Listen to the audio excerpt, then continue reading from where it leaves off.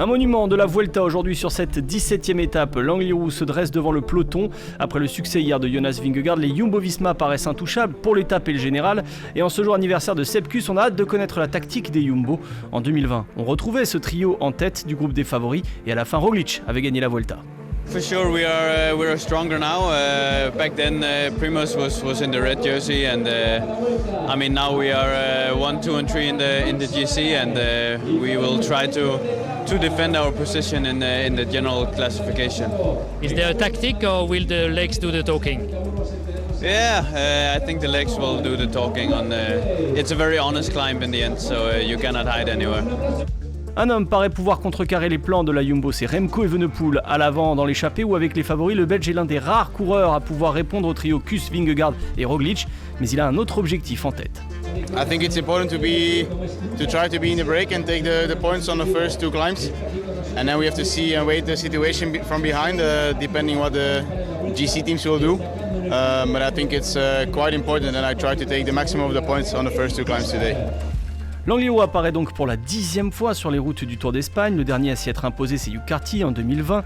Mais 2 autres coureurs du peloton ont également levé les bras au sommet. Kenny Elissonde en 2013 et Wout Poels en 2011, mais simplement après le déclassement de Juan José Cobo.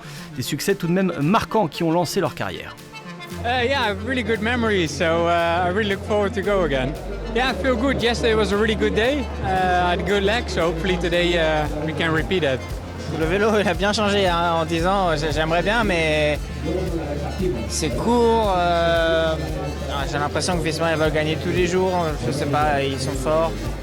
Et même maintenant on voit les coureurs qui partent en échappée maintenant, voilà, j'ai dû parler avec Remco avant, il est motivé comme jamais pour avoir des points, donc même si je me retrouve en échappée avec lui ça va être compliqué, donc, mais on espère toujours sinon on prend pas la ligne de départ. Une étape courte aujourd'hui, 124 km avec une deuxième partie de tracé très compliqué, 2 cols de première catégorie avant la montée de l'Angliru, plus de 12 km à près de 10% de pente moyenne et un final corsé avec ses passages à plus de 20% en moyenne. Seul un homme fort pourra lever les bras au sommet, reste à savoir si les favoris s'y disputeront la victoire ou si l'échappée pourra garder espoir sur ce monstre des Asturies.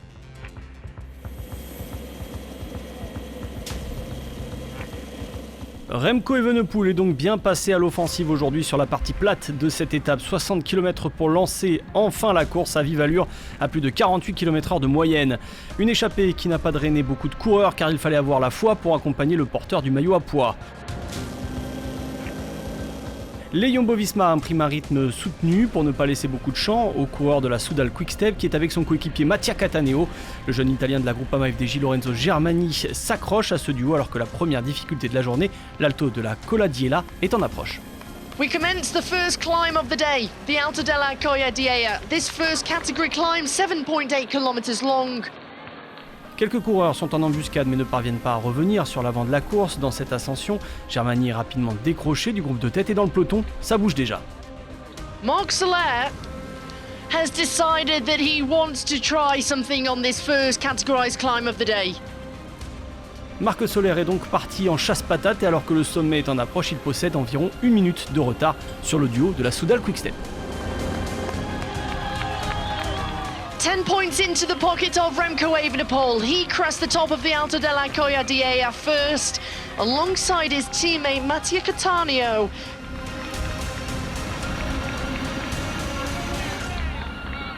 Dans la partie qui suit, descente et surtout les kilomètres de plaine vers la deuxième ascension, l'apport de Cattaneo est extrêmement important pour Remco Evenepoel qui garde ses distances avec le peloton et surtout aucun coureur intercalé ne parvient à revenir devant.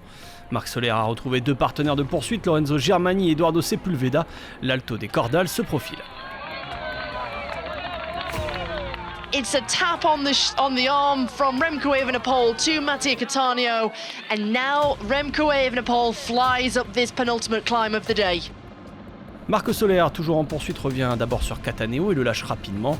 Dans le peloton, l'écart se stabilise avec Evenepoel, mais désormais ce sont les Bahreïn Victorious de Poel, Landa et Buitrago qui impriment le tempo.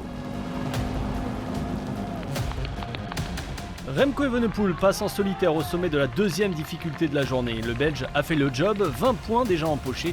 Il lui reste à résister au peloton lancé à ses trousses qui a déjà repris Marc Soler. La descente est courte et l'Angliru dans la brume se dresse devant les coureurs. Une petite minute d'avance pour Remco Evenepoel et les forts pourcentages arriveront dans les 5 derniers kilomètres de cette étape. Les Bahreïn Victorious continuent de mener le peloton des favoris en imprimant un gros rythme. On revient sur Remco Evenepoel à environ 5 km de l'arrivée et les attaques vont fuser. Another acceleration from Romain Bardet. Wout Poels est l'homme fort de la Bahreïn qui poursuit son travail de sape dans le groupe des favoris. On perd des coureurs bien classés au général comme Ayuso, Mas ou encore Wies de Broeks. Chez les Jumbo-Visma, Roglic, Kuss et Vingegaard restent bien cramponnés derrière le train de la Bahreïn. Poels, Buitrago et Mikel Landa sont présents et ne sont plus que 6 à l'avant de la course, de 2 équipes différentes seulement. Les Jumbo attendent leur moment et à moins de 3 km de la ligne, c'est Roglic qui accélère, le groupe explose. Petit à petit, Kuss et Vingegaard reviennent sur le Slovène. On file vers un nouveau coup de force de l'équipe néerlandaise malgré un retour de Mikel Landa dans le final. Mais devant Roglic et Vingegaard vont passer la ligne ensemble. 200 meters to go, and it's Primoz Roglic who's coming down the descent, down the other side of the Alto dell'Angliru. The mythical stage awaits, and it's Primoz Roglic who's victorious at the top of the Alto dell'Angliru. On reprend les mêmes, on distribue les cartes et on regarde qui a le meilleur jeu sur la ligne d'arrivée. Difficile pour Kuss de gagner le jour de son anniversaire. Vingegaard lui a laissé Roglic s'imposer sur un col mythique de la Vuelta. Et le Danois a fait un rapproché sur Kuss au général tout en reprenant du temps aux autres leaders. La journée à nouveau parfaite pour la Jumbo avec une 12e victoire sur le Tour d'Espagne pour Roglic, la 2e cette année.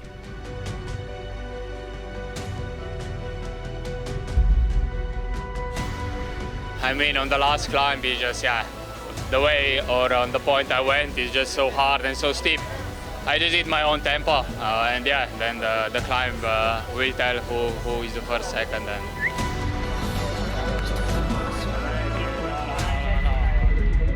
Succès pour Roglic qui avait déjà levé les bras assuré des Cati lors de la 8e étape. Il devance ses compères Vingegaard et Kuss qui réalisent le triplé dans le désordre comme au Tourmalet. Derrière eux on retrouve Mikel Landa et d'ailleurs dans le top 10 on retrouve 3 Jumbo, 3 Bahreïn et 2 UAE Team Emirates. Au général, les écarts se resserrent 8 secondes entre Kuss et Vingegaard. Roglic pointe à 1 minute derrière le Danois. Ayuso lui est à 4 minutes du maillot rouge et mène le trio espagnol derrière la Jumbo. Le classement par points est toujours dominé par Caden Groves, mais avec 17 points, Evenepoel se rapproche à 76 points de l'Australien. Le classement du meilleur grimpeur a certainement trouvé son maître aujourd'hui. Evenepoel a pris 20 points et possède 40 unités de plus que Jonas Vingegaard, son plus proche adversaire.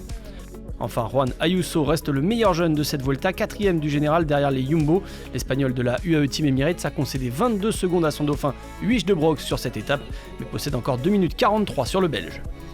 Demain, on repart pour une nouvelle étape de montagne, plus longue mais pas forcément plus exigeante. Et après la démonstration de la Jumbo aujourd'hui, on pourrait voir des baroudeurs profiter du tracé pour se disputer la victoire à la Cruz de Linares, une arrivée inédite sur la Vuelta.